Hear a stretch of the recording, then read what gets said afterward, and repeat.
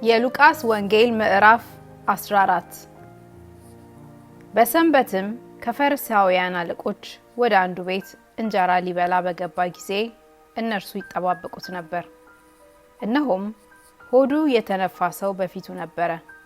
ኢየሱስም መልሶ በሰንበት መፈወስ ተፈቅዷልን ወይስ አልተፈቀደም ብሎ ለሕግ አዋቂዎችና ለፈሪሳውያን ተናገረ። እነርሱ ግን ዝም አሉ። ይዞም ፈወሰውና አሰናበተው። ከእናንተ አህያው ወይም በሬው በጉድጓድ ቢወድቅ በሰንበት ወዲያው የማያወጣው ማን ነው አላቸው። ስለዚህም ነገር ሊመልሱለት አልተቻላቸውም።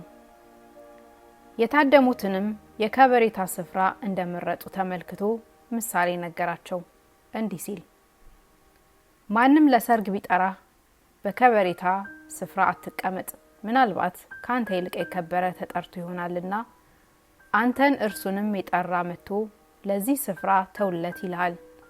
በዚያን ጊዜም እያፈርህ በዝቅተኛው ስፍራ ልትሆን ትጀምራለህ። ነገር ግን በተጠራህ ጊዜ የጠራህ መጥቶ ወዳጄ ሆይ ወደ ላይ ውጣ ሲልህ ሄደህ በዝቅተኛው ስፍራ ተቀመጥ።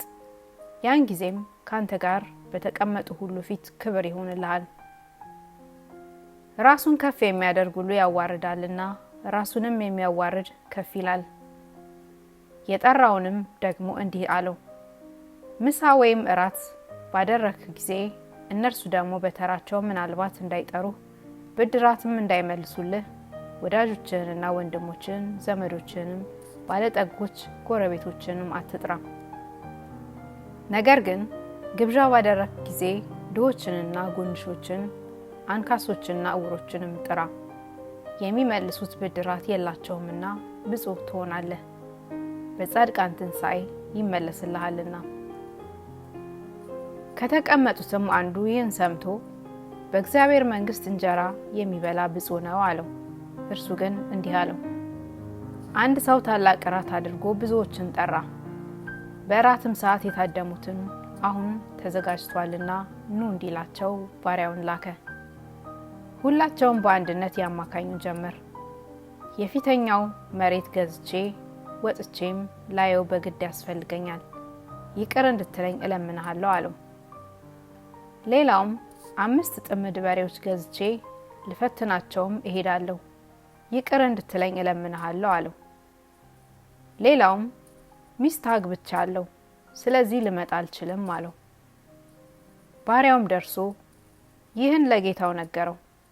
በዚያን ጊዜ ባለቤቱ ተቆጥቶ ባሪያውን ወደ ከተማ ጎዳናና ወደ ስላች ፈጥነህ ውጣ፣ ድሆችንና ጉንድሾችን አንካሶችንና እውሮችንም ወደዚህ አግባ አለው።